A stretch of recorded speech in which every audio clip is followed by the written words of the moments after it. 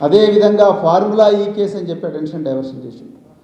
అదేవిధంగా గత 2 సంవత్సరాల నుంచి ట్యాపింగ్ అనే కేసు కూడా పెట్టి అక్రమంగా పెట్టి ప్రజలందరినీ కూడా ఈ దోపిడీ నుంచి వాళ్ళ దృష్టి మరల్చే ప్రయత్నం ఇలా రేవంత్ రెడ్డి ప్రభుత్వం విచ్చలవిడిగా నిస్సిగ్గుగా చేస్తున్నది.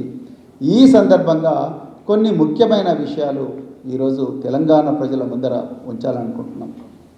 మొట్టమొదట మొన్న హరీష్ రావు గారిని, ఈరోజు మరి బీఆర్ఎస్ పార్టీ వర్కింగ్ ప్రెసిడెంట్, మాజీ ఐటీ శాఖ మంత్రి, మాజీ పరిశ్రమల శాఖ మంత్రి, మాజీ మున్సిపల్ అభివృద్ధి శాఖ మంత్రి కేటీఆర్ గారిని సంబంధం లేని ఈ ట్యాపింగ్ కేసుకు ఈరోజు జూబ్లీ హిల్స్కు పిలిపించడం, గంటల తరబడి విచారించడం, మొన్న హరీష్ రావు గారిని విచారించడం, ఇంకా కొంతమంది ఎమ్మెల్సీలను ఎమ్మెల్యేలను విచారించడం పూర్తిగా బీఆర్ఎస్ పార్టీ ఖండిస్తున్నది.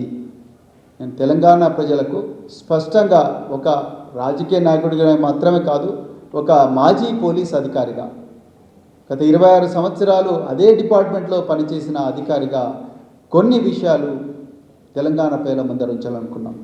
మొట్టమొదటి, ఈ ట్యాపింగ్ అనేది నేరం కాదు అనేది తెలంగాణ ప్రజలందరూ కూడా గుర్తించాలి.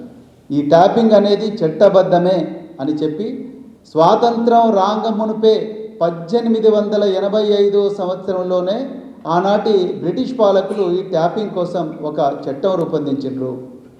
భారతదేశం స్వాతంత్రం వచ్చిన తర్వాత కూడా ఈ ట్యాపింగ్ కంటిన్యూ అవుతూనే ఉన్నది. దేశంలో ఉండే కేంద్ర ప్రభుత్వం, దేశంలో ఉండే రకరకాల రాష్ట్ర ప్రభుత్వాలన్నీ కూడా దేశ రక్షణ కోసం, అంతర్గత భద్రత కోసం, ప్రజల శ్రేయస్సు కోసం, టెర్రరిస్టు దాడులు జరగకుండా, బయట నుంచి ఈ దేశం మీద దాడులు జరగకుండా, పహల్గాంలో మన జరిగిన దాడి లాంటిది కానీ, మన హైదరాబాద్లో గతంలో జరిగిన గోకులు లుంబిని చాటు, లేకపోతే సాయిబాబా దేవాలయం మీద జరిగిన దాడి కానీ, లేకపోతే మావోయిస్టు తీవ్రవాదుల దాడులు కానీ, పోలీస్ స్టేషన్ల పేల్చివేతలు కానీ, రాజకీయ నాయకుల హత్యలు కానీ, ఇంకా ప్రజల మీద పెద్ద ఎత్తున వాళ్ళ ధన మాన ప్రాణాల మీద జరిగే దాడులను నిరోధించడం కోసం, అంతర్గత భద్రత కోసం, దేశ భద్రత కోసం ట్యాపింగ్ చేయవచ్చని చట్టమే చెప్తున్నది.